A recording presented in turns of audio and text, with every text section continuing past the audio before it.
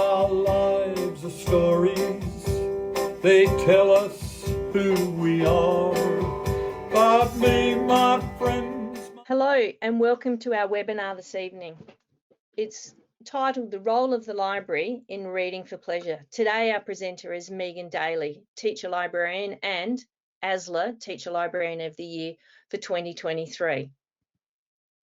Today I'd like to acknowledge the traditional owners and custodians of the lands on which I live, work and learn, the Kaurna people. I pay my respects to elders past, present and emerging, and I welcome everybody, all Torres Strait Islander and Aboriginal people attending with us today.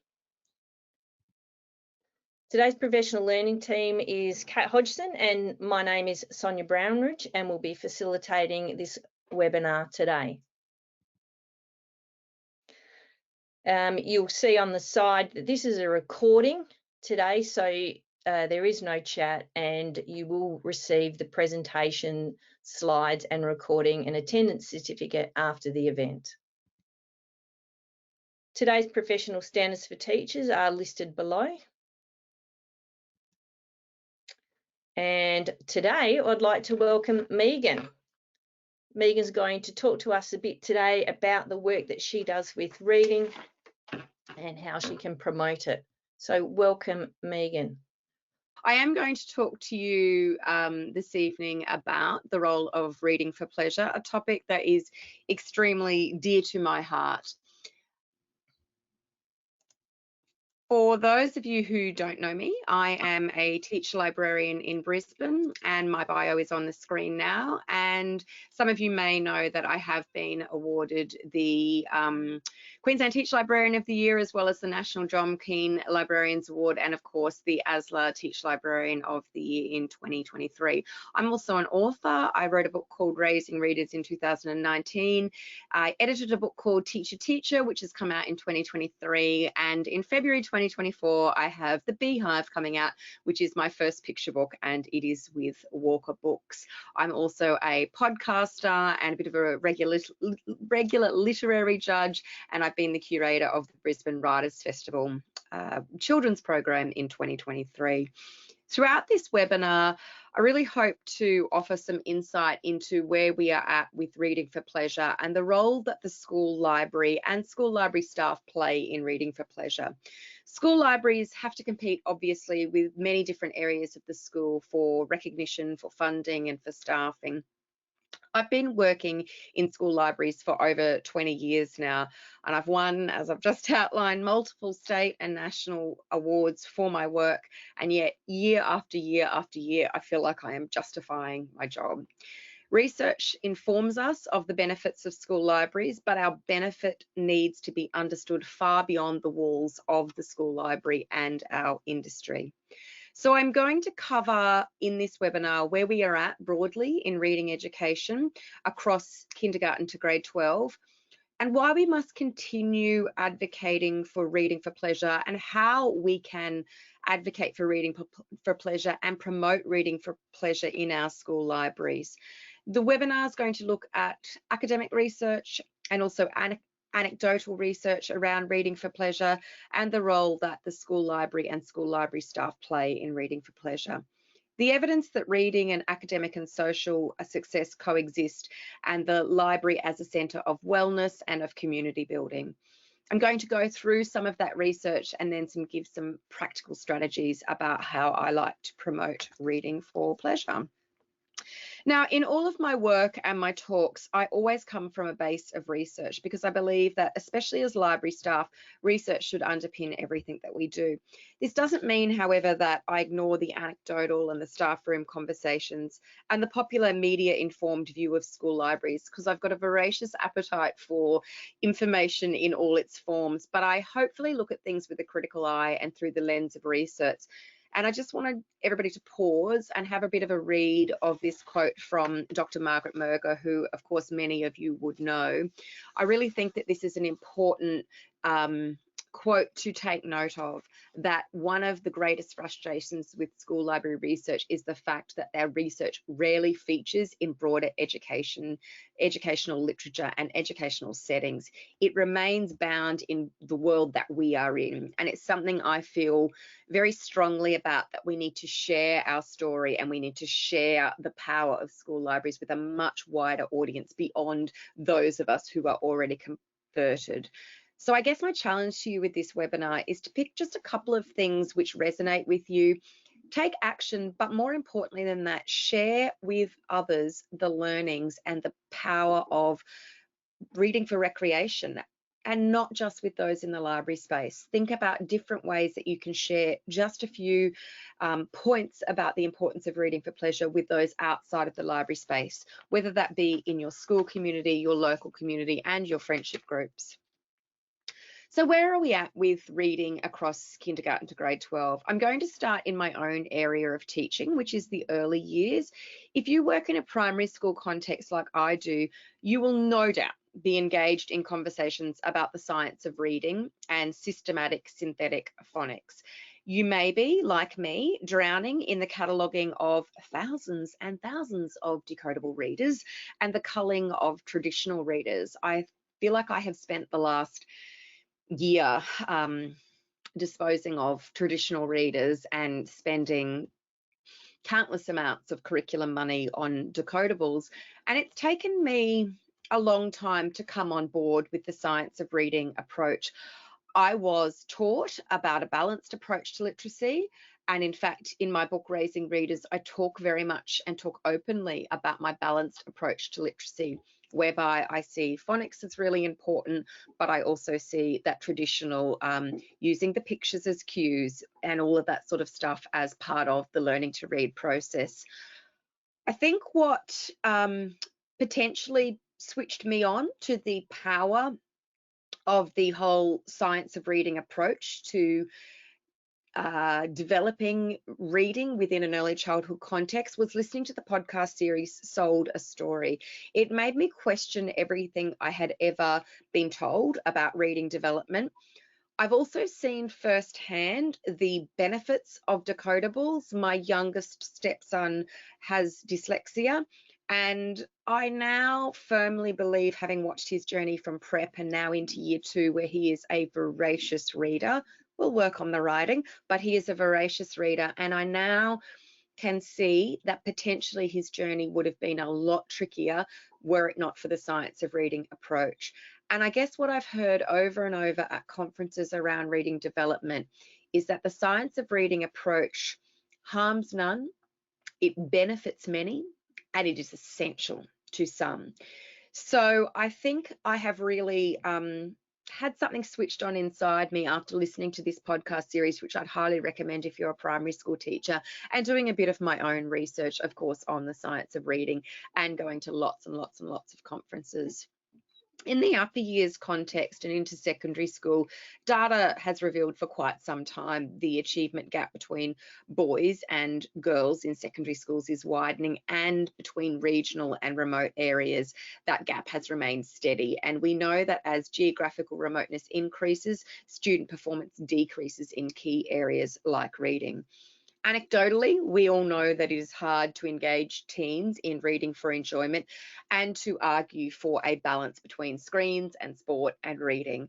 I have, for context, 4 children ranging from 7 to 15, so I feel like I'm at both ends of the spectrum. And whilst I'm pleased to say my own 15-year-old is still a reader, I would have to say her reading material is largely TikTok based, and you know, I have obviously worked really hard as a teacher librarian to keep my children reading into their teen years, but I'm not going to deny that, you know, it's been at times quite difficult. So that's anecdotal, but I do have some data later to share a bit more about the teen reading. Something that I really like to share when I'm talking about reading development and the power of recreational reading, and I think that this Scarborough's reading rope model, which has been around for a long time. It's been around since 2001, but it's still really, really relevant today. I've always felt it a particularly good model to argue for school libraries and reading for enjoyment. It captures the complexity of learning to read, and it's, I think, very much spells out that literacy is about much more than just being able to sound out the letters on a page.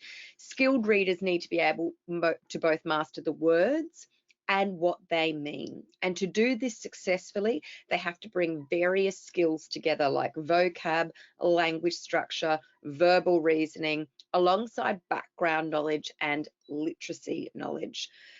This is something I use when I'm talking to both primary and secondary school teachers to talk about that language comprehension that needs to happen. And I believe that that's very much where the school library and school library staff fit in terms of background knowledge, vocab knowledge, language structures, verbal reasoning, and literacy knowledge. For me, the classroom teacher is very much about that word recognition, the decoding, the sight words, the phonological awareness. When you have all of the strands of the reading rope combined, you have got a skilled reader where there is fluent execution and coordination of word recognition and also text comprehension. But without all of those strands, we do not get to a skilled level of reading. All of the areas of reading are interconnected, but they're also independent of one another. And again, a reason I quite like this reading rope model. At my own school, I've recently run several parent sessions on classroom reading and library, and the difference between classroom reading and library reading being recreational reading. And I've used this model with parents to demonstrate the importance of recreational reading and classroom or set reading. And this could equally apply to a secondary context. This slide here is an example from the presentation I do to parents. And I talk here about decodable readers, about predictable readers, and about library books and why all of them are important. And again, I said this right at the start, I want to really encourage you to share the research with your parent community.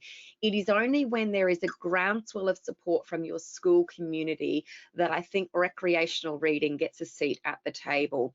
And so it's important not to keep things like the Science of Reading approach and podcasts like Sold a Story, you know, to just the library staff or the English staff in your school. It's really important to share your research widely and to bring everybody on the journey with you. And that's something I talk a lot about when I'm talking to parents. I speak at a lot of schools, particularly to pre-prep parents going into prep, about going on a journey with your school in your child's reading development. And I particularly like this slide because I go through the fact that I think readers, whether a school is using predictable or decodable readers, are teaching tools. They are both aligned with different approaches to reading development. They both do different things. But then what I do over here in the school library with my school library staff is called reading for pleasure, recreational reading. It's self-selected. So your child's sometimes going to bring home a book that you look at and think, why would you borrow that book on snakes? But, you know, and dig into that. Why have they borrowed that book on snakes? Why is that of interest to them at this time? Also, there's a lot of confusion. Sometimes I'll have parents come back into the library and say, oh, my child's borrowing books that are too easy for them from the library or too hard for them from the library. Books borrowed from the library are, again, self-selected. They may be a read aloud or they may be an independent read. Picture books in particular and graphic novels are very complex interplays between text and images, where the images extend the text and there's sophisticated language that potentially your child can't read.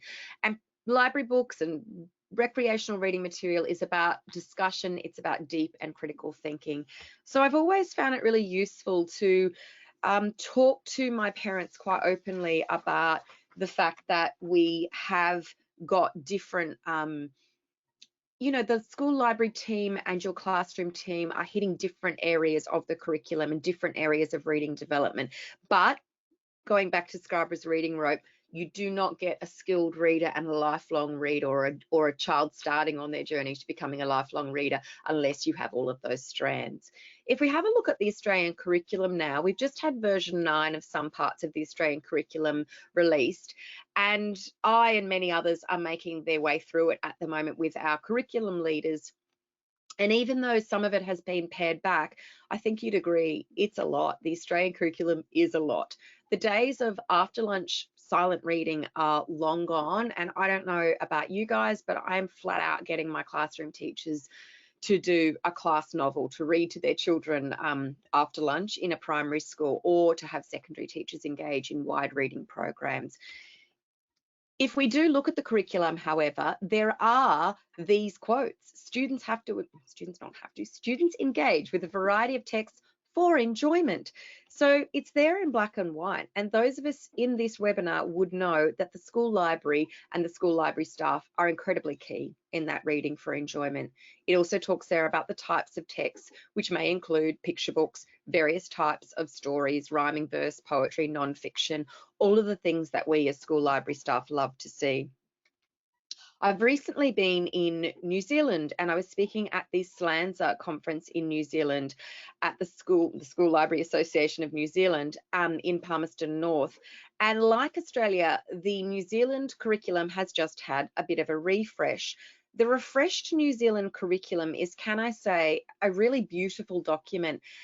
And I would describe it more as a framework. It has less content descriptors and a lot less pages. I kept looking for the rest of the pages for the New Zealand curriculum, thinking there has to be more, but I would definitely describe it more as a framework. And reading for pleasure is sprinkled throughout. It's also dual language, which I thought was quite amazing. And in learning English, it actually says, I take pleasure in reading, and I read for pleasure most days. I enjoy sharing the texts I choose with others. Many of these are read to me, and some I look at or I read myself. So what I see in the New Zealand and the Australian curriculums does hearten me greatly, in that reading for enjoyment, recreational reading is there on the table.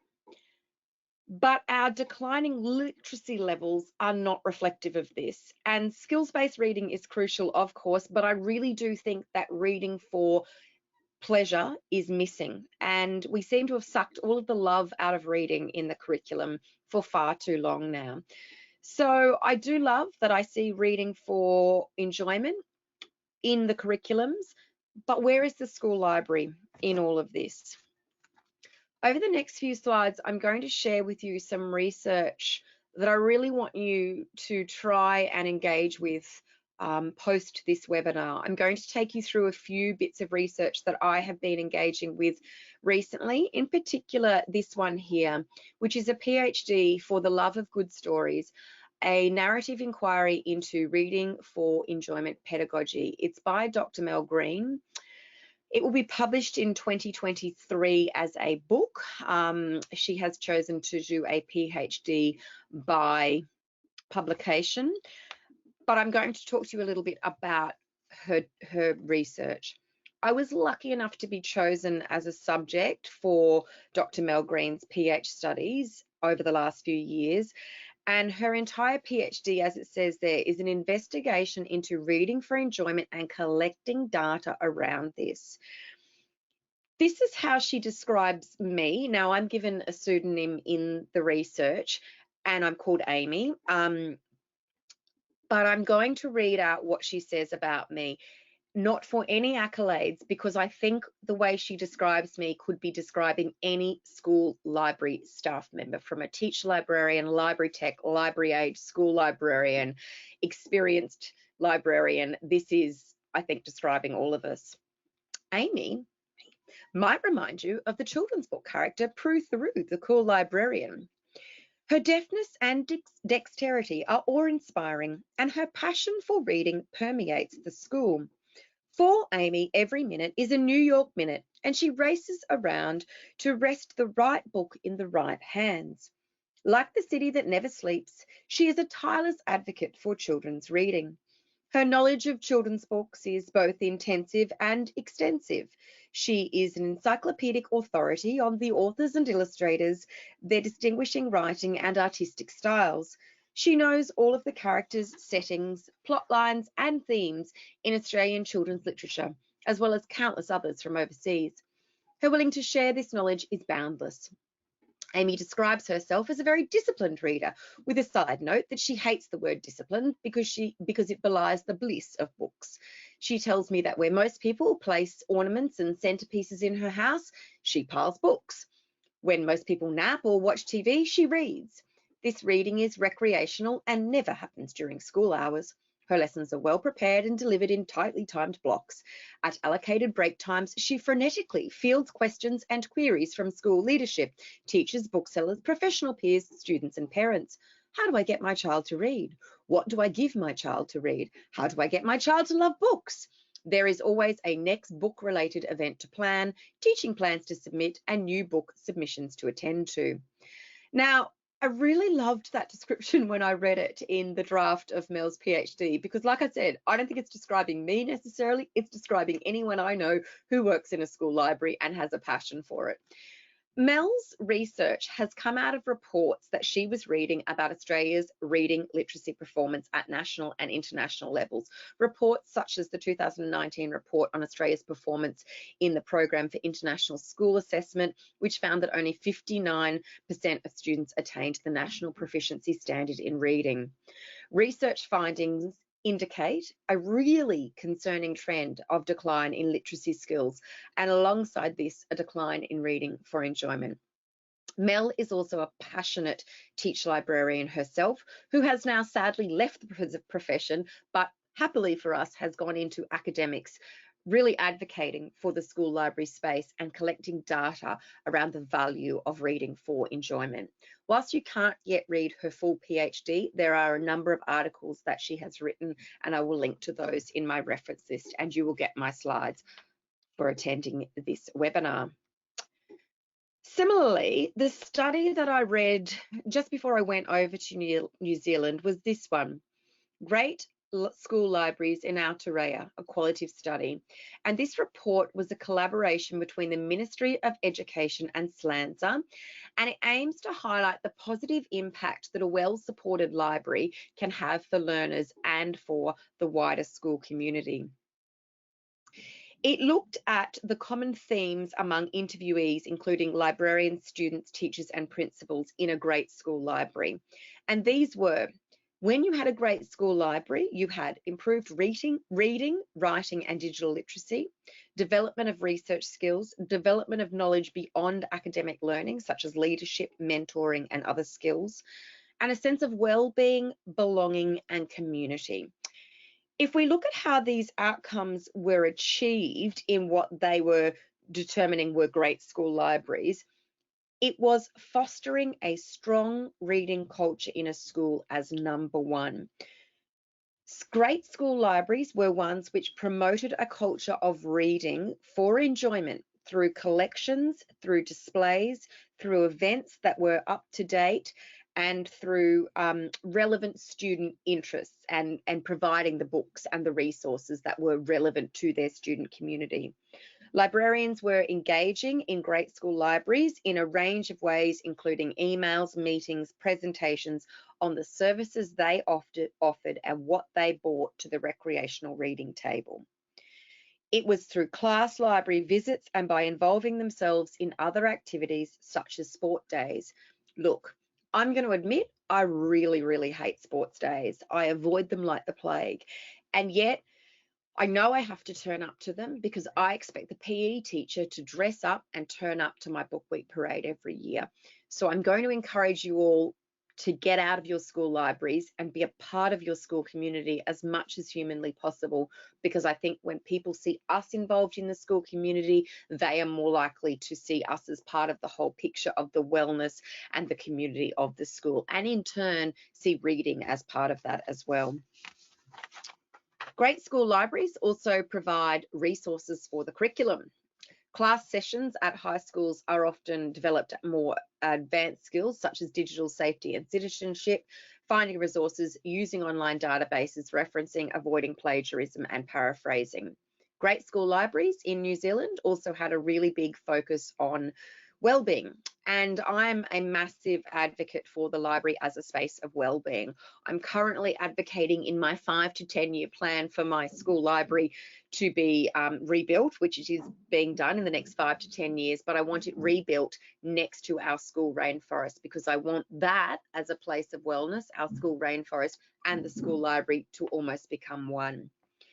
A safe space and a space of wellness was kind of defined in this Great School Libraries study as libraries function as a safe space when students feel anxious, isolated, or overwhelmed, and a place for school-wide events to strengthen the school's sense of community.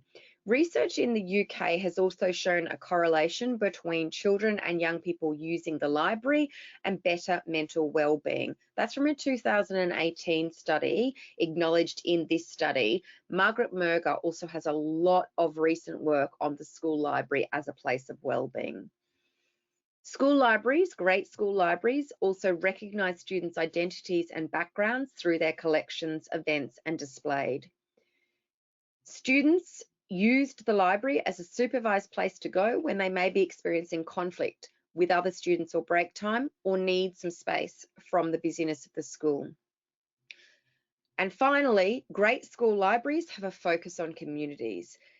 Just like I talk about reading being at the centre of our school library offerings, I see community as at the centre of the library experience. School library staff have a wonderful and unique opportunity within schools to form strong relationships with our stakeholders, that being students, staff, families, the school network, external stakeholders, and the local community. As members of what I like to describe a community hub, the school library staff have the advantage to be able to take a bit of a bird's eye, whole school view of things and really create opportunities to support diverse and complex reading communities. Two very recent pieces of study that I have engaged with look firstly at teen reading and then at reading and wellbeing. Now, the relationship, like I've been talking about, between reading and wellbeing is super well known, and there's lots of studies in this space. And yet, for some reason, school libraries are disappearing, particularly sometimes in the secondary school experience, where I would suggest that wellness really needs to be very much more on the table. The paper on the side by Ohad and Yeshin looks at how reading engagement relates to the content of a fictional narrative, where engagement relates to mental time travel or mind wandering. I love the idea of reading being mind wandering. I think that's quite beautiful. Such that more mind wandering equates to greater immersion and engagement. So two findings from this paper are quite relevant to reading for pleasure. Firstly, that readers generally engage with action and characters in a narrative, but had a preference for one over the other along a gradient. And they found that engagement with characters could be induced by simply asking participants questions about the characters, which is something that I think school library staff do incredibly well. The second relevant finding was how participants' engagement with characters could be regarded as positive or negative engagement, and the two conditions produced different responses. In particular, they found that periods of positive engagement with characters activated regions in the brain associated with reward and pleasure that were not activated when participants negatively engaged with characters. I'm really interested in neuroscience, and I am a mindfulness accredited teacher. Not sure how that happened a few years ago in a spare moment, but I love that neuroscience supports a lot of what we are talking about in reading for pleasure. And then the second study that I've just been reading this week is called What Do Teens Want to Read? 6 Key Insights from the Deakin University Teen Reading Research Team. Now, the Deakin University Teen Reading Research Team, I was interviewed for this along with the co-host of my podcast, author Alison Tate, and a number of other peoples. The article that I'm referring to was published in Books and Publishing under the paid subscribers, but if you are not a paid subscriber, there will be more research coming out from this team in early 2024. I think that what Deakin University has found through interviewing a number of people in the field, look, it doesn't tell us anything that we don't know, but I think it's important to acknowledge the rigor of academic research that they have done. Because while we can all say anecdotally, hey, this is what I'm observing with teenagers and reading, it's only once study has been done that I think we can take a unified approach and a solution can be found. So their whole study is called Discovering a Good Read, Cultural Pathways to Reading for Australian Teens in a Digital Age. For the purposes of the article that's in Booksellers and Publishers, researchers Leonie Rutherford, Andrew Singleton and Bronwood Redfern discuss the findings that they have so far found from the broader team survey of Australian teens on recreational reading tastes and practices, and also those in the industry like authors and publishers. They've also looked at methods for discovering new reads and the impact of social and demographic factors on reading habits. So keep an ear out for this report. And in a couple of weeks on our podcast, the Your Kids Next Read podcast, we will be interviewing the lead researcher about this project. It's a really interesting project. And look, I think in a nutshell, many decades of research on children's reading unequivocally validates and verifies the vast benefits of reading for enjoyment. So very many studies have found that reading enjoyment is an influential factor in improved reading attainment. The reciprocal relationship between reading enjoyment and reading achievement has been described as a Matthew effect, which is a really interesting effect to look up, by which students who are exposed to positive experiences of reading from a young age enjoy greater reading habits and achievement long term. Reading for enjoyment, we all know, and research backs this up, is a significant factor in social and economic mobility, narrowing the attainment gap between disadvantaged and privileged students.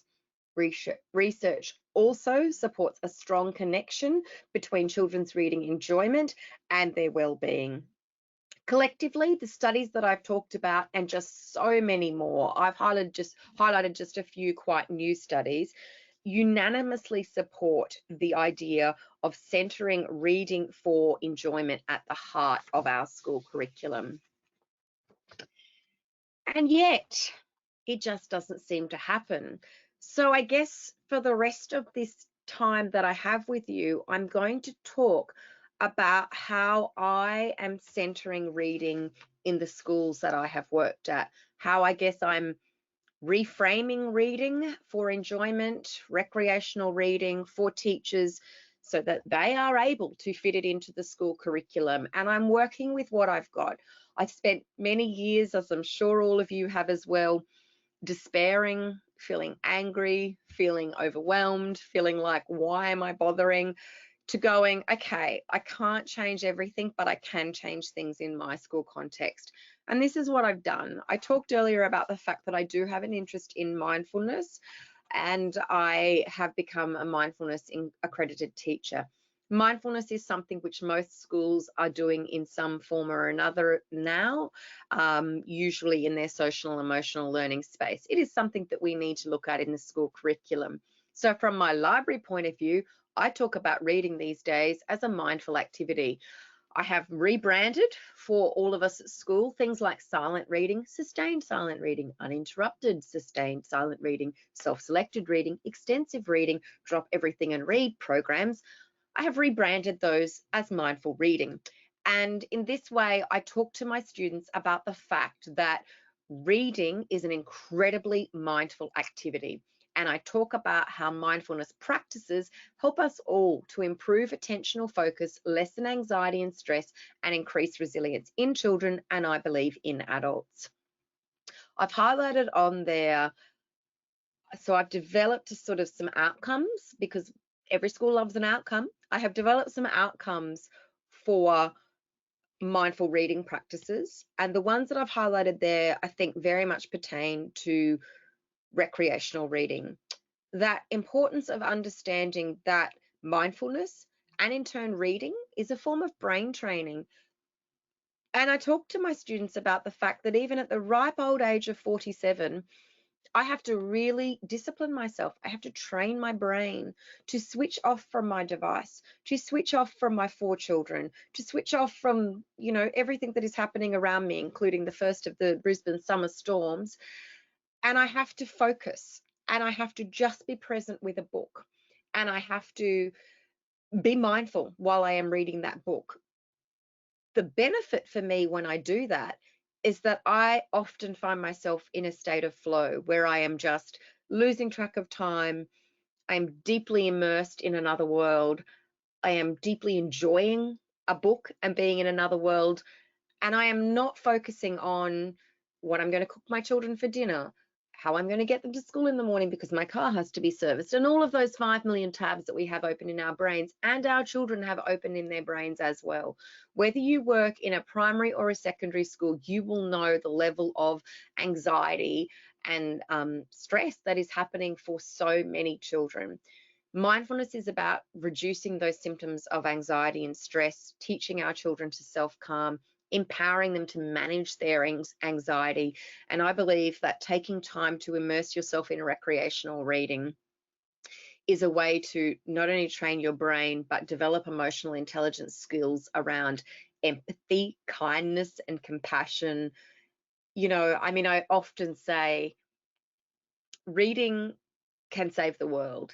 If more children were reading and developing an understanding of themselves, of others, of the world, if we were walking in other people's shoes, I feel like we could save the world. And I feel like through books, we have the opportunity always to step inside someone's brain, to walk in their shoes, to be with that person. You know, I feel very passionately that reading is unbelievably crucial. And if you are listening to this, I'm sure that you do as well. So I think that mindful reading is certainly a way that you can slip a bit of recreational reading into your school context. I'm also very passionate, and I talked about this a little bit, about engaging the community in my reading. Bring my whole school community on my reading journey, my school's reading journey. I run book clubs. I run lots of author talks and events. I attend literary festivals with my students. I promote literary festivals that I would love my students to go to with their families. I'm involved in the Story Arts Festival at Ipswich and in the Brisbane Writers Festival.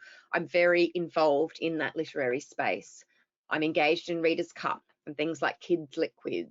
I run living libraries where I bring people in to tell their stories in a different form to the written word. I run adult literary events for the adults in my community. I run kindy story times, and at the moment we're running pre-prep literacy sessions for our preppies for 2024 who are going to be coming along soon. And all we do at those sessions is we read books and we engage with those books. We play with books, and I will show you some of the things soon that we do with those students. I run workshops where I talk about bees, my other passion, and I talk about being an author, and I talk about illustrators and what they do, and I attend workshops and I promote workshops, and I encourage my kids at school to go to workshops, and I attend workshops with my own children. I do parent talks about the one that I talked about earlier, where I share with parents latest research on reading development and how they can support their young reader. I want to bring everybody on that journey, and I really try and connect with staff. I'm going to just say it straight out, it's not always easy. Teachers are just so under pressure, and editing my latest book for a firm press was a very sobering experience. I want that book, and I believe that book that we've come out with as a final result is a very uplifting book, but it could have been a book filled with just story after story after story of teacher burnout.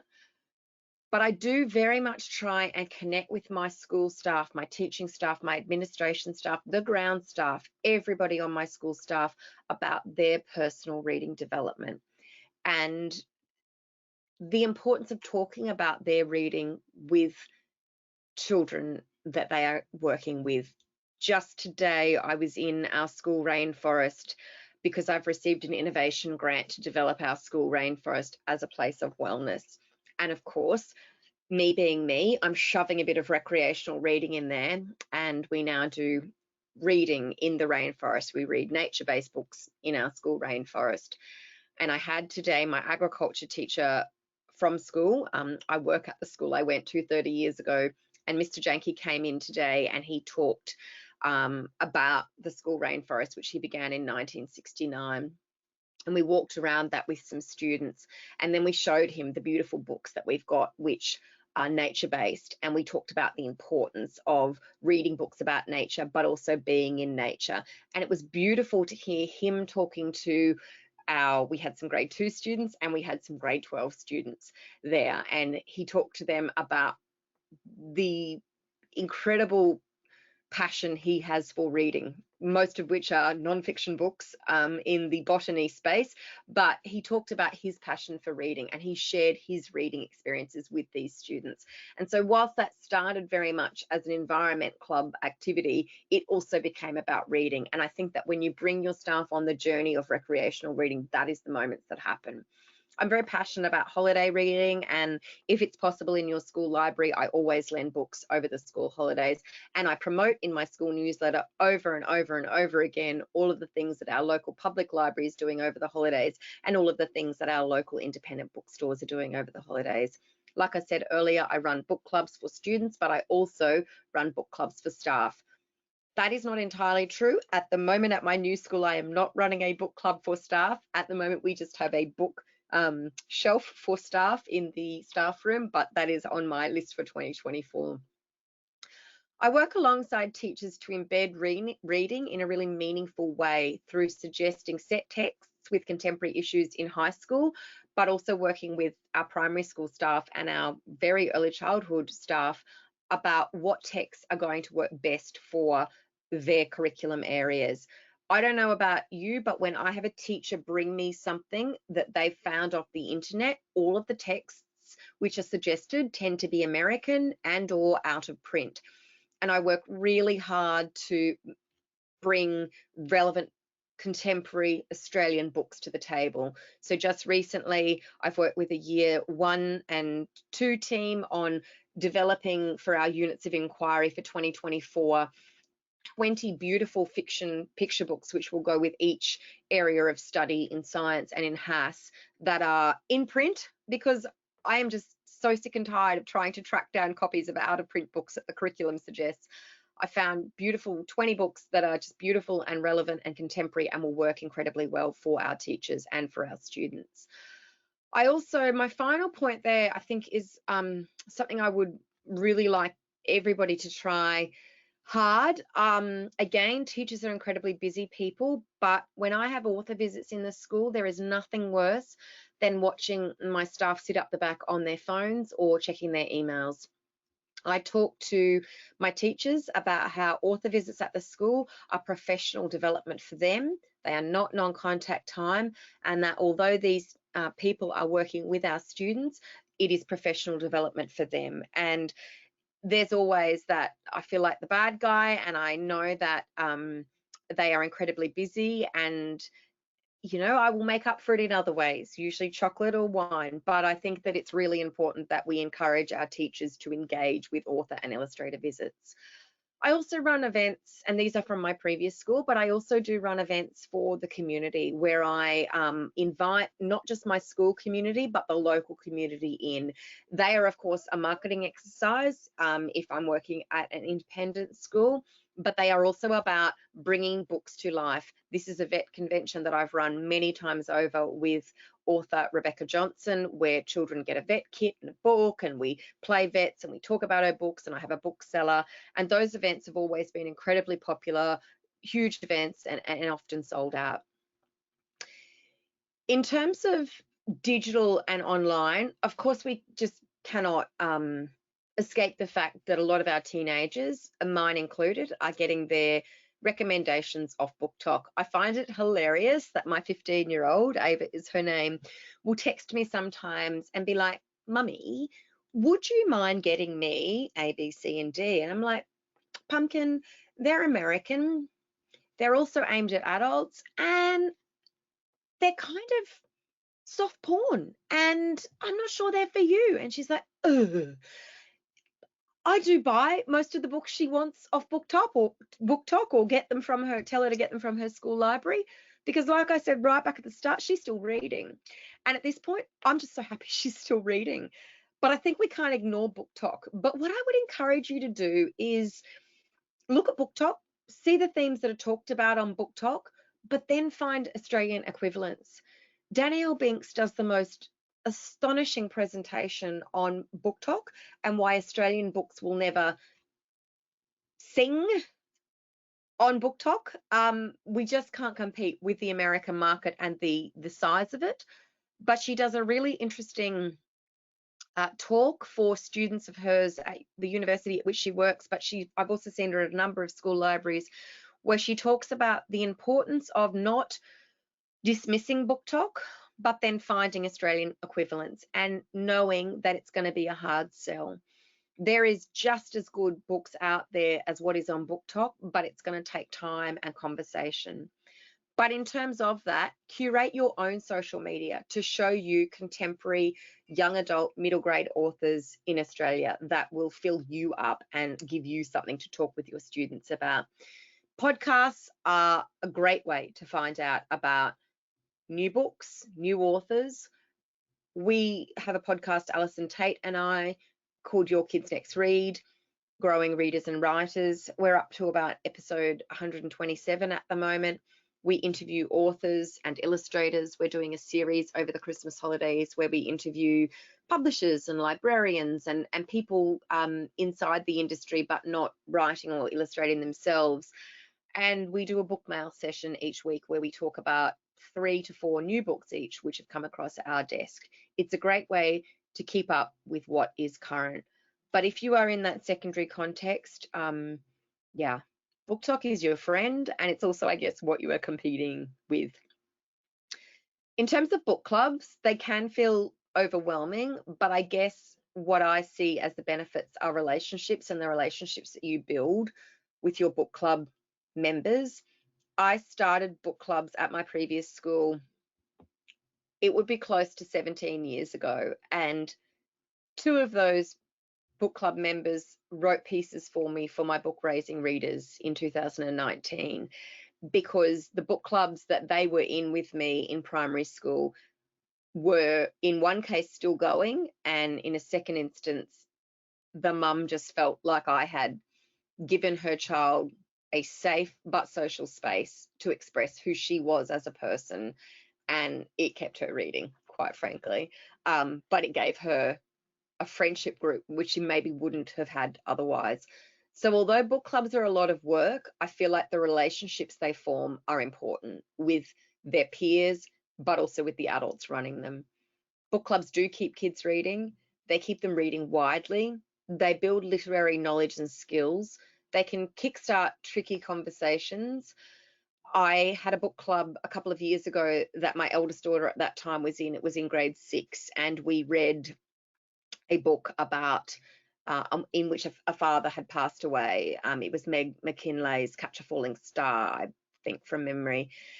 And some of the mums expressed concern that it was a intergenerational book club, so mothers and daughters reading together, or a significant woman in their life, might be an aunt or an older sister.